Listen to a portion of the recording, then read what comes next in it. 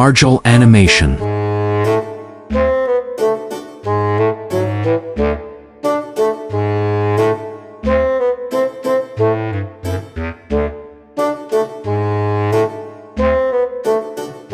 Pinoy Nanay E. Mga kababayan, walang mas astig pa sa Pinoy Nanay. Bakit? Kasi kahit walang superpower, kaya kang pasunurin gamit lang ang tsinelas. Kaya saludo ako sa lahat ng nanay. Sila ang tunay na superhero, hindi lang sa bahay kundi pati sa Wi-Fi password. Classic line ni nanay, pag lumabas ka ng bahay na yan, huwag ka nang bumalik. Pero syempre babalik ka kasi nakalimutan mo yung baon. At pag tinawag ka ni nanay ng buong pangalan mo, patay ka na. Mark Gil Gonzalez Gutierrez, halika rito. Feeling mo parang may arrest warrant. Tapos yung utos, kahit nasa kusina siya, utusan ka pang kumuha ng remote na katabi niya lang. Higit pa sa pisikal na sakripisyo, dala rin ng mga nanay ang bigat ng emosyonal na pasanin, ang kanilang pag-aalala sa kinabukasan ng mga anak at sa kabutihan ng buong pamilya.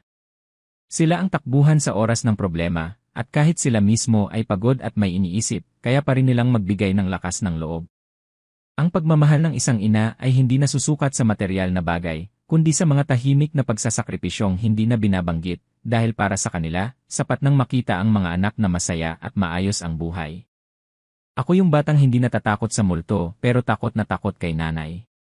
Salamat po at salamat sa lahat mga nanay at sa nanay ko salamat at I love you ma. Sakripisyo ng Nanay G. Mga kababayan, wala nang mas grabe magsakripisyo kaysa sa nanay. Kasi sila yung tipong kahit walang-wala na may madudukot pa rin. Di ba pagbaon sa school, kahit wala ng budget, makakagawa si nanay ng paraan. Yung baon mo? Rice at hotdog pero yung hotdog kalahati lang, hiniwa pang paslant para magmukhang marami.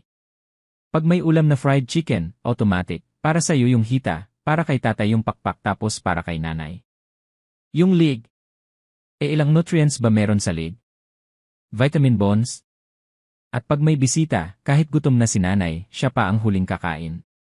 Minsan niya, hindi na siya kumakain, kasi busy siya kakakuha ng plato, kutsara, at ice na wala namang freezer. Pero ang ultimate sacrifice yung paggising ng madaling araw para magtimpla ng gatas, o para lang gisingin ka, anak, late ka na, pumasok ka na. Pero siya, 2 oras lang tulog. Higit pa sa pisikal na sakripisyo, dala rin ng mga nanay ang bigat ng emosyonal na pasanin, ang kanilang pag-aalala sa kinabukasan ng mga anak at sa kabutihan ng buong pamilya. Sila ang takbuhan sa oras ng problema, at kahit sila mismo ay pagod at may iniisip, kaya pa rin nilang magbigay ng lakas ng loob. Ang pagmamahal ng isang ina ay hindi nasusukat sa material na bagay, kundi sa mga tahimik na pagsasakripisyong hindi na binabanggit, dahil para sa kanila, sapat nang makita ang mga anak na masaya at maayos ang buhay. Salamat po. At salamat sa mga nanay at sa nanay salamat po at I love you ma at ako po si Marjol Animation, at ako lang ang komedyanteng walang load pero laging may pamatay na joke. Subscribe to this channel. Marjol Animation.